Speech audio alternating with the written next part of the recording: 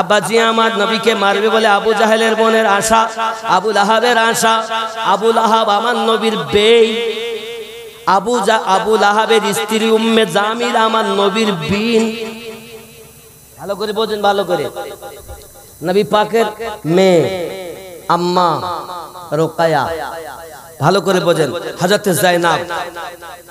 জাইনাবকে বিবাহ দিয়েছিলেন আবু লাহাবের ছেলের সাথে, উতবা আর উতাইবা। হে যুবক, এমন সময়তে এই জাইনাব আর রোকায়া এই জন্য বেঈবিন হয়েছিলেন। ভালো করে বুঝবেন। উম্মে জামিল নবীর শত্রু, প্রতিমধ্যে কাটা বিছায়। আমি চোখে দেখে এসেছি এলাকা। আব্বাজি আমার সোনা মানিক হিংসা মনে নবীজিকে মারার জন্য তার উদ্যত হয়েছে। বাবা ওরে আমার সোনা মানিকেরা, বাবা এমন সময় একটা মিটিং করেছে। ওই মিটিং এর ভিতরে একজন উঠে দাঁড়িয়ে গেছে, নবীজিকে আঘাত করব, নবীজিকে আপনার কিনা মারব। আব্বা আমার যে এই কথা বলেছে, সঙ্গে সঙ্গে তার চোখে বেদনা শুরু হয়ে গেছে, যন্ত্রণা শুরু হয়ে গেছে। বাবা আমার সোনা মানিকেরা সঙ্গে সঙ্গে ডাক দিয়ে বলে, আবু লাহাব নবীকে মারতে যাব, কিন্তু চোখে তো আমার বেদনা, একটু কবিরাজ করি, বেদনা দূর হলে তারপরে যাব। আব্বাজি আমার বাড়িতে চলে গিয়েছে। মেয়ে তার ডাক দিয়ে বলতেছে, আব্বু কি হয়েছে আপনার? বলছে আমার চোখে বেদনা শুরু হয়েছে। কেন মা, কেন বাবা? বলছে মা রে আমার, তুমি জানো আবু লাহাব মিটিং ডেকেছে, ওই মিটিং এ হাজির হয়েছি, নবীকে মার বলে উদ্যত হয়েছি, আমার চোখে বেদনা শুরু হয়েছে, উপায় কি? এমন সময় বলছেন বাবা তাহলে কবিরাজ ডাকুন। ডাক্তার কবিরাজ যত করা হয় তত যেন আরো বেদনা বেশি হয়, রোগ আরো ভালো হয়, চোখের যন্ত্রণা বেশি। হে বাবাজি শুধু চোখ ডলে কি হবে, চোখ ডলে কি হবে? আস্তে আস্তে চোখ ফুলে গেল বাবা, চোখ ফুলে গেল। রাতের ঘুম হারাম হয়ে গেছে, খাওয়া তো বন্ধ হয়ে গেছে।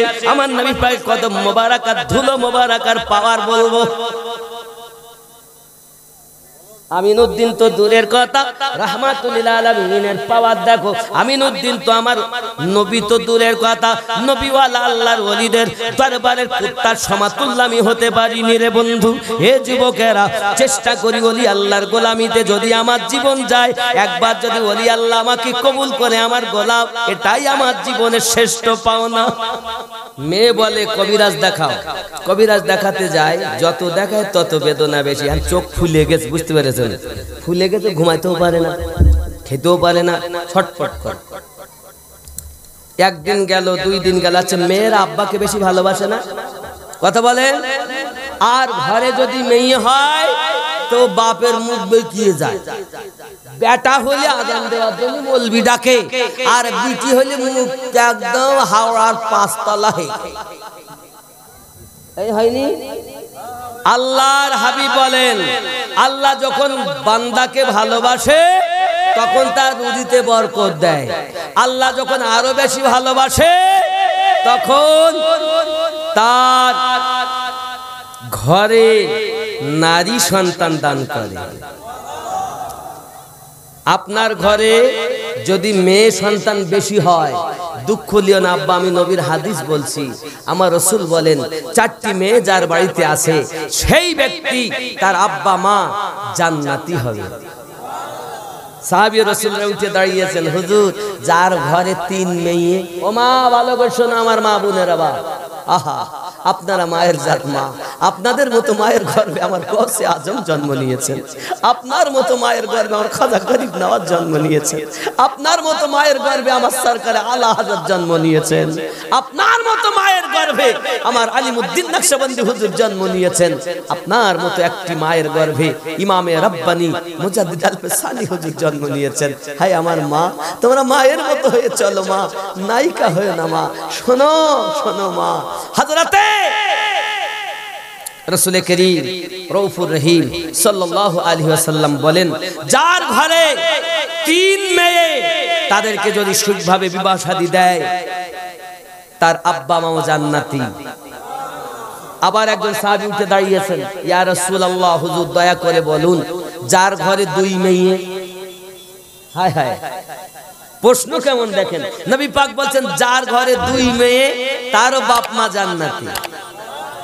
আবার একজন উঠে দাঁড়িয়েছেন, হুজুর যার ঘরে এক মেয়ে, আমার নবী বলেন যার ঘরে এক মেয়ে তার বাপ্পাও জান্নাতি।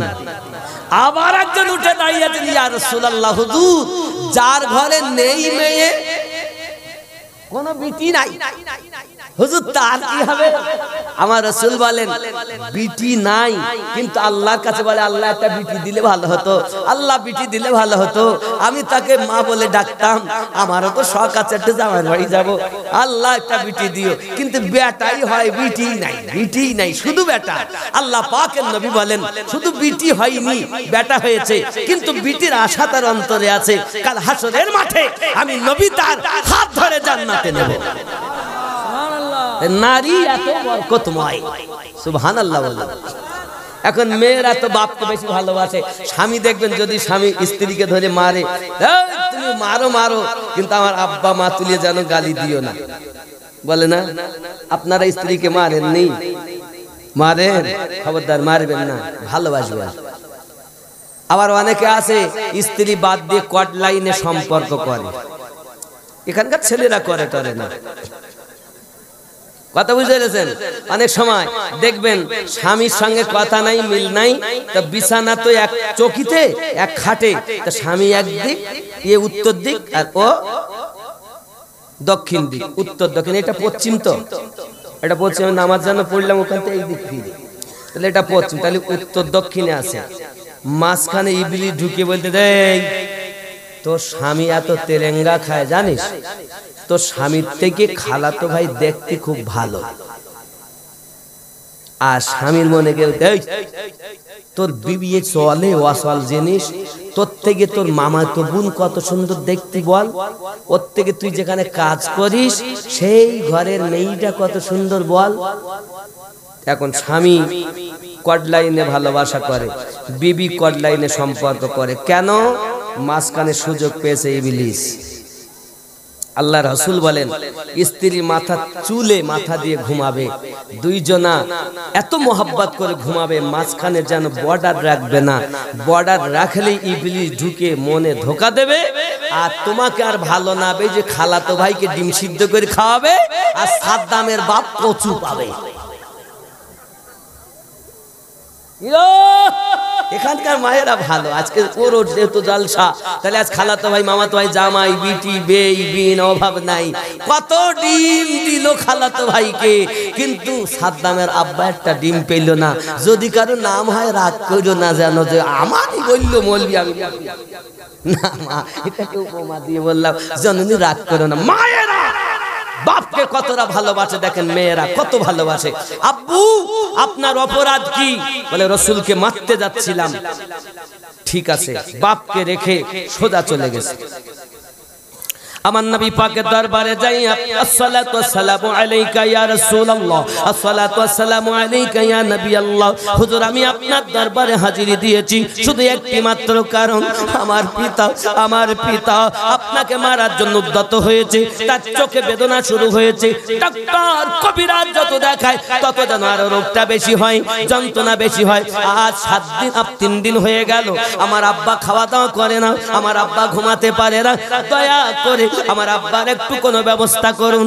আপনার আমার নবী সাল্লাল্লাহু আলাইহি ওয়াসাল্লাম নিজের কদম মোবারকার এক টুকরা মাটি উঠিয়ে ওই মেয়েটাকে দিয়ে বললেন, যা মা বাড়ি যা, আর এই মাটিগুলো নিয়ে তোর আব্বার চোখে বুলিয়ে নিবি।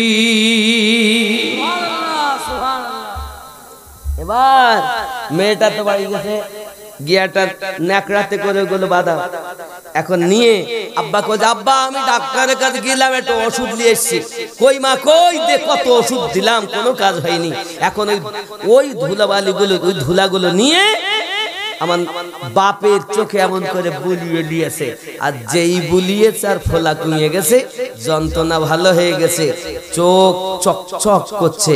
সঙ্গে সঙ্গে মা এটা কোন ডাক্তারের ওষুধ মা? এক কুলিতি কাজ। এক কুলিতি কাজ মানে বোঝেন? দেখেন শুধু বলে স্বামী ধরি ধরি মারে, তো হুজুর একটা তাবিজ করি দেন, দিন মোটে কাজ হয় না, তাবিজ করে দেন, স্বামী ধরি মারে।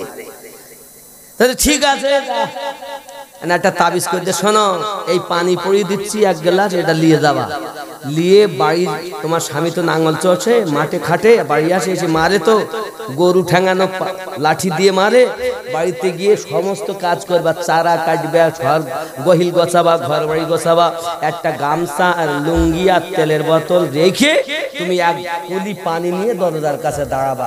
স্বামী যত সময় গোসল না করি এসে যত সময় ভাত না গালে দেবে তত সময় যেন তুমি পানি খেলিয়ে মরি যাবা, ফেলি দিলে কাজ হবে না। এইবার ও গেছে, স্বামী আসছে বাড়ি, এখন আসবে মাঠ থেকে, সমস্ত কাজ করে গোলটল গুছিয়ে একদম ঝাড়ঝুড় দিয়ে পরিষ্কার, তেলের বোতল, সাবান, লুঙ্গি, গামছা আর রেখে দিয়েছে। এমন সময় স্বামী এসে দেখতেছে, বাহ বিবি যে আজ কাজ করেছে, যে বাহ, গরুটা বেঁধে এসে দেখ তেলের বোতল পাশেই, তেল ঢেলেছে, গামছা পাশেই, লুঙ্গি পাশে নিয়েছে, গোসল করেছে, এসে দেখে খাবার খোলা, বাবা খাবারটা নিয়ে খেতে বইয়েছে, কাজ হচ্ছে যে, বুঝতে পেরেছেন? এবার বলতেছে, কই কই গেলি, আয় একসাথে খাই। কিরাম ওষুধ, 1 কুলিতি কাজ, মানে বলতেছে না, 1 গাল যত সময় না খাচ্ছে তত সময় তো ফেলতেও পারছে না, পানি গিলতেও পারছে না, না খেলে তো আমি যাবো না, দরজার কাছে চুপ করে দাঁড়িয়ে আছে। এবার বাড়ি চলে গেছে, মৌলভী সরকার, হুজুর কি পানি পড়াও? কেন? তো তোমার থুতনি পড়া, যেমন কত তালা পড়ে ফেলেছি, কিচ্ছু হয়, আর 1 কুলিতি কাজ, মা ওরা তোমার থুতনি পড়া, মানে তোমার স্বামী এসে কিছু বললে তুমি মুখ চালাতে, আর তোমার স্বামী লাঠি চালাতো, তুমি যেদিন থেকে মুখ বন্ধ করেছ স্বামী লাঠি বন্ধ করে দিয়েছে। রাগ করছেন? রাগ করছেন? দেখবেন এরা মুখ একটা বললে 3টে শুনিয়ে দেয়, লাঠি আর বন্ধ, আল্লাহ হেফাজত করুক, জোরে বলি আমিন। আব্বাজি আমার, এমন সময়তে আয় আমার মা, তুমি বলো কোথা থেকে এনেছো, কোন ডাক্তারের ওষুধ? ও আমার পিতা, ডাক্তারের নাম শুনতে হবে না, শুধুমাত্র এতটুকু আপনি ভালো হয়েছেন, আমি দেখে বড় খুশি হয়েছি, খাওয়া দাওয়া করুন, আরাম করুন, একটু ঘুমিয়ে যান, নামা নাও, আমি তো এত রোগে ভুগি, 3 দিন ধরে ভুগতেছি, আমার রোগ নির্ণয় হলো না, ডাক্তারকে একবার আমাকে বলো, ডাক্তারের পরিচয় দাও। না পিতা বলা যাবে না, একদিন গেল, নাম বলে না, দ্বিতীয় দিন গেল, তাও নাম বলে না, প্রতিদিন, মা একটু বল না রে মা, কোন ডাক্তার, তার বাড়ি কোথা, নাম কি, আমাদের বিপদ আপদে যাবো তার কাছে। নাম বলতে চায় না বাবা, বলে আমার সোনা মানিকেরা, নাম যখন বলতে চায় না, এমন করে একদিন তার পিতা বলছে, মা আমার, জানিস তোর মা তো বেঁচে নাই, মানে আমার স্ত্রী নাই, তুই শুধুমাত্র একা, মা একবার বল না রে ওই কবিরাজটাকে, ডক্টরটাকে, যার ওষুধে এমন পাওয়ার। ডাক দিয়ে বলছেন, বাবা আমি নাম আপনাকে বলতে পারি, তবে আপনাকে কসম খাইতে হবে যে নাম শোনার পরে আপনি আমাকে কোনো আঘাত করবেন না, আপনি আমাকে মারবেন না, আপনি আমাকে কষ্ট দেবেন না, আপনি যদি বলেন তাহলে আমি আপনার মত বলতে পারি। বলে হ্যাঁ আমি কিছু বলবো না, এমনিতে মানবো না, আপনি হবল দেবতার নামে কসম খাইতে হবে, যদি খান তাহলে নাম বলবো। সঙ্গে সঙ্গে আব্বাজি আমার মেয়েটা বাপকে কসম খাইয়ে নেয়, কারণ মেয়েটা জানে যদি আমার বাপ নাম শুনে আমাকে মারে, আমার মা নাই যে আমাকে ঠেকিয়ে নেবে, আমাকে বাঁচিয়ে নেবে, কারণ যে নবীর শত্রু আমার পিতা, নামটা যদি একবার বলি আমায় যদি মারে তাহলে তো আমাকে ঠেকানোর লোক নাই। মেয়েটা নাম বলতে চায় না, বাপ নাসর। হে যুবকেরা আমার, হঠাৎ করে কসম যখন খেয়েছি, মা বলো আমি মারবো না, ধরবো না, কিছুই বলবো না, একবার কবিরাজের নাম বলো। সঙ্গে সঙ্গে মেয়েটা বলতে চা, আব্বুজি আবু লাহাবের কথা শুনি যে নবীকে মারতে উদ্যত হয়েছেন ওই নবী মুহাম্মদুর রাসূলুল্লাহ সাল্লাল্লাহু আলাইহি ওয়াসাল্লামের কদমের নিচের এক মুষ্টি মাটি আমি দিয়েছিলাম নবীর কাছে। আপনার কষ্ট আমার সহ্য হয় না, আপনার বেদনা আমার সহ্য হয় না, আমি যাইয়া বলেছি ওগো দরুদি নবী গো, আপনাকে মারার জন্য আমার পিতা উদ্যত হয়েছে, যার কারণে চোখে বেদনা, চোখটা ফুলে গেছে। আব্বুজি আপনি আয় আমার দয়াল নবী, আপনি যদি একটু দয়া করেন, একটু যদি দয়া করেন আমার পিতা হয়তো সুস্থ হতে পারে।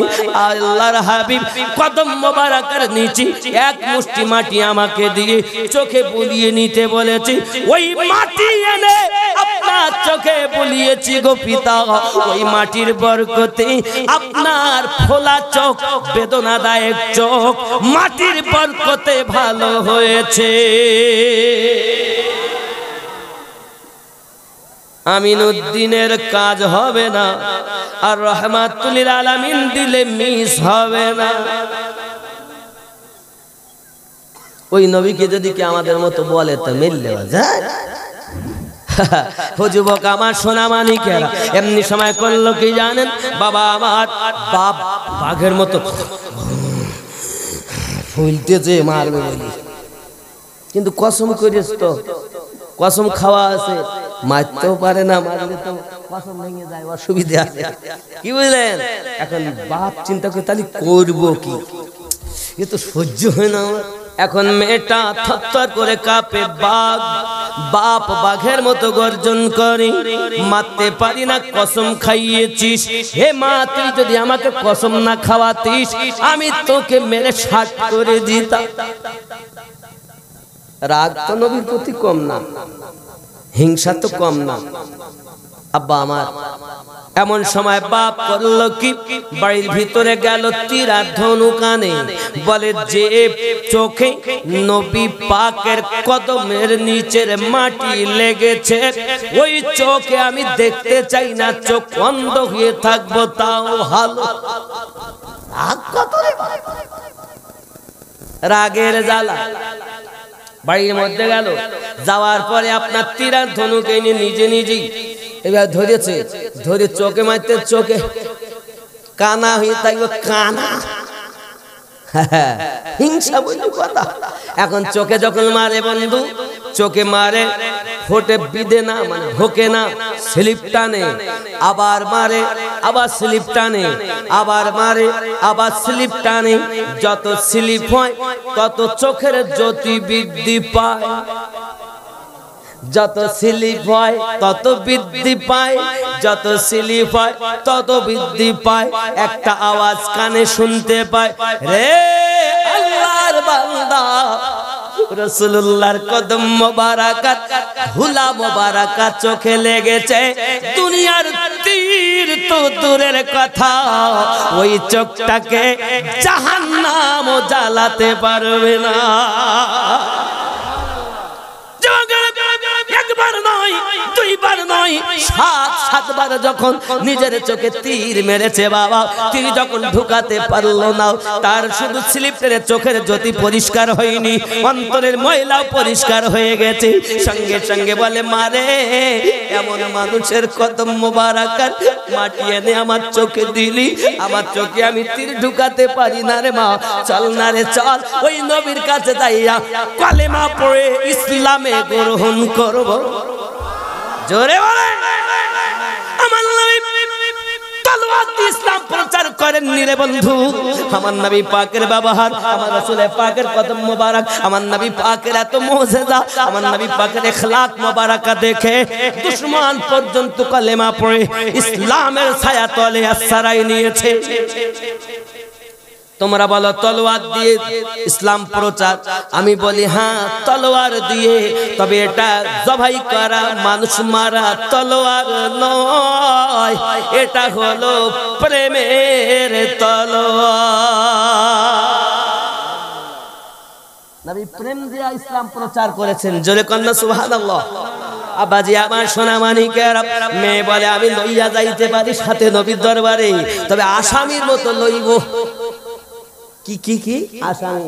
আসামি মানে আমার আপনার হাত দুটি কি পিছনে বাঁধবো? কারণ গ্যারান্টি নাই, যদি আমার কাছে বাহানা করে নবীকে কিছু বলে, বিশ্বাস নাই। হে যুবক, বাপের মন এত পরিষ্কার হয়েছে আবু লাহাবের কথা শুনে আমি এতদিন যে নবীর হিংসা করেছি, আহারে তার কদম মোবারকের ধুলা মোবারকের এত পাওয়ার। আপনি আমার নবীকে চিনছেন না বাবা, আপনি আপনার নবীকে চিনছেন না। এই দুনিয়ায় যখন আমার নবী আগমন করেছেন, হে বাবাজি আমার, উনি এসে আল্লাহর দরবারে হাত পেতে বলছেন, আল্লাহুম্মা গফির লি ইয়া হাবলি উম্মতি, আল্লাহ আমার উম্মত গুনাহগার, আপনি মাফ করে দিন। কখনো গারে হীরায় নবী কেঁদেছেন আমাদের জন্য, কখনো গারে সুরে আপনার আমার নবী আমাদের জন্য কেঁদেছেন। 63টা বছর আমার নবী পাক ছেলে মেয়ের পাগল ছিলেন না, টাকা পয়সার পাগল ছিলেন না, নবী ছিলেন আমার উম্মতেরই পাগল।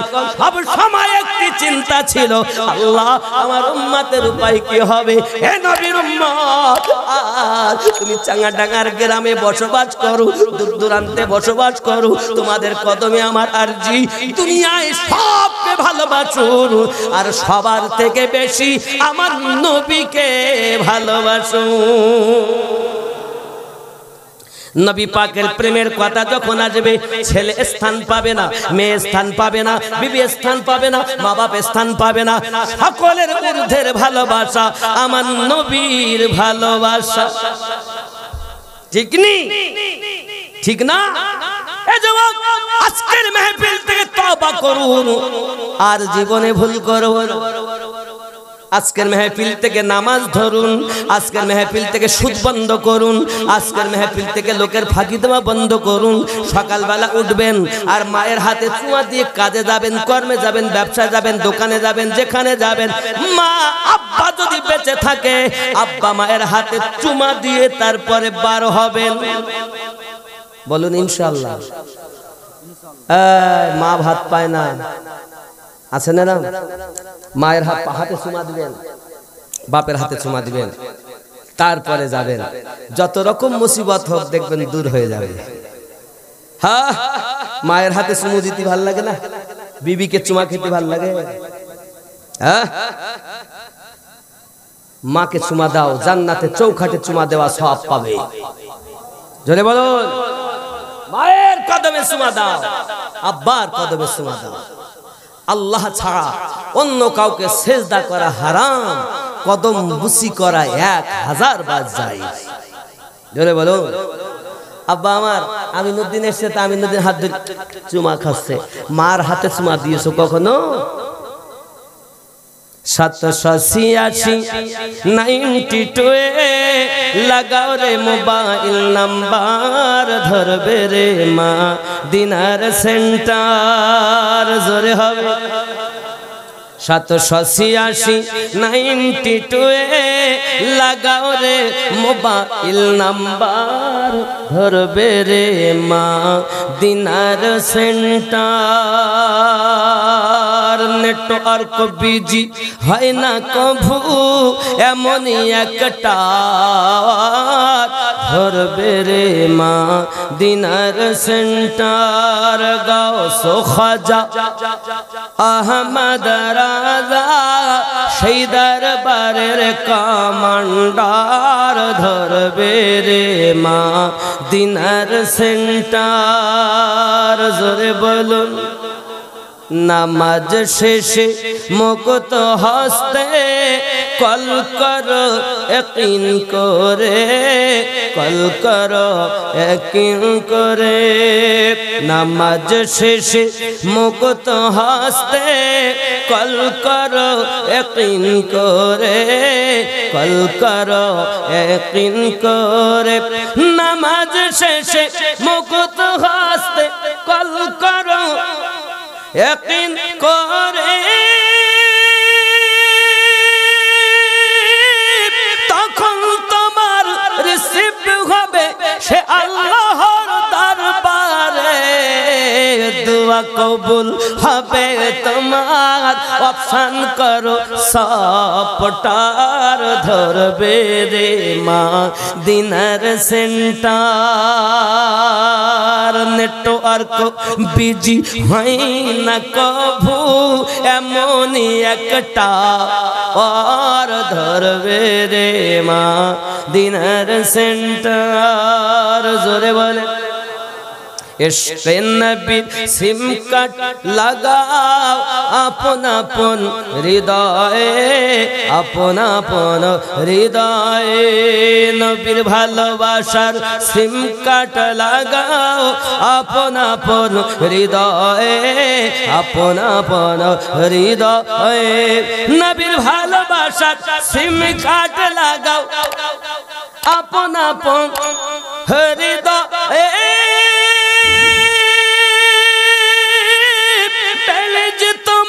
শেষ হবে না থাকবে সব সময়ে, দরুদ পড়ে রিসার্চ করো দারুন নবী পাকের অফার ধরবে রে মদিনার সেন্টার।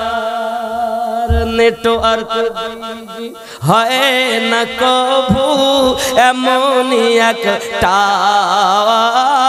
ধরবে রে মদিনার সেন্টার। গৌস খাজা আহমদ রাজা, গৌস খাজা শেখ আহমদ সেই দরবারের কমান্ডার ধরবে রে মদিনার সেন্টার। জোরে বলে এখন মনের ভিতরে রাগ ধ্বংস হলো, মেয়েকে বলে লইয়া চলো, হাত দুটি পিছনে বেঁধে টুকটুক করে আমার নবীর দরবারে লইয়া যায়। জোরে বলুন নবী তো ওই নবী যিনি উম্মতের কষ্ট সইতে পারে।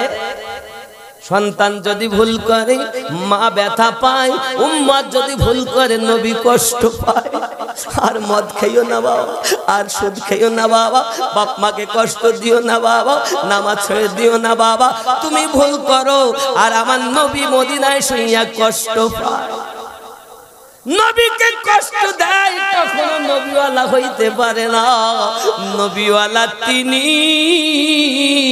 নবীকে জানের থেকে বেশি ভালোবাসে যিনি।